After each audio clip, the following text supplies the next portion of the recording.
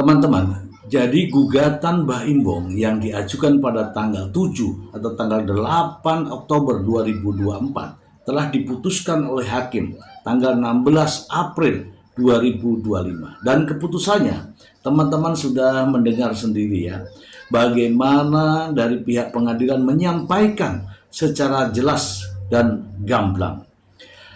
Namun demikian, dalam proses persidangan juga dijelaskan bahwa Paula Verhoeven menolak dan menggugat balik dalam proses persidangan di Pengadilan Agama Jakarta Selatan, termasuk meminta hak asuh kedua anaknya dan juga meminta nafkah madyah dan nafkah mut'ah serta nafkah idah. Namun dalam putusan tersebut yang dikabulkan hanyalah nafkah mut'ah yang tadinya meminta untuk 3 miliar teman-teman, namun hanya dikabulkan 1 miliar. Kemudian dinyatakan bahwa dalil pemohon terbukti dengan gugatan pemohon ini dikabulkan oleh hakim. Namun yang lebih aneh, hakim juga menyatakan bahwa adanya pihak ketiga terbukti. Nah, inilah yang disangkali atau dibantah oleh Paula Verhoeven, bahwa selama dalam pernikahannya Paula Verhoeven tidak mengenal namanya perselingkuhan. Dan hakim juga menyatakan bahwa NS Niko Surya hanya ada di media, bukan di pembuktian dalam proses persidangan.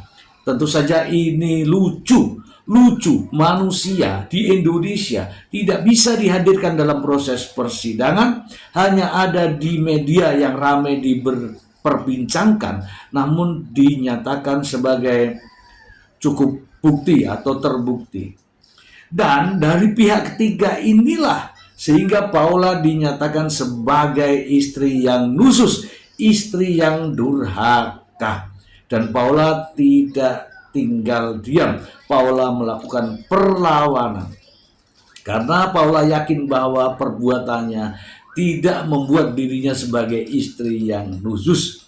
Bahkan Paula sebenarnya teman-teman, Paula juga melihat bagaimana Baim Wong sendiri terhadap perempuan-perempuan yang lain, namun tidak mengatakan sebagai suami yang durhaka. Katanya tadi sudah dinyatakan bahwa dengan adanya pihak ketiga katanya mengkhianati pernikahan. Fakta-fakta yang membuat Paula Verhoeven terbukti tidak disampaikan secara jelas, namun Paula sudah mendapatkan predikat sebagai istri yang nusus, sehingga nafkah idah, nafkah madyah dia tidak berhak. Katanya menganut pada pasal 105 kompilasi hukum Islam huruf B. Sementara ada juga pasal 109 huruf A yang menyatakan bahwa adanya nafkah mut'ah, dan hakim hanya memutuskan Baim Wong diwajibkan memberikan nafkah mut'ah sebesar 1 miliar rupiah. Sementara hartanya Baim Wong banyak sekali, namun hakim memutuskan 1 miliar rupiah kepada Paula Verhoeven. Adilkah ini?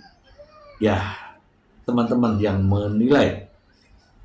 Dengan mengabulkan permohonan pemohon, dengan permohonan pemohon dikabulkan, maka hak asuh anak, lucunya di sini, hak asuh anak diasuh secara bersama-sama.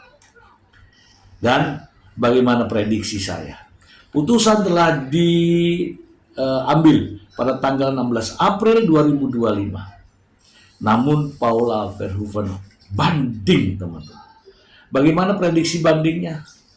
Saya akan mengulas untuk Anda.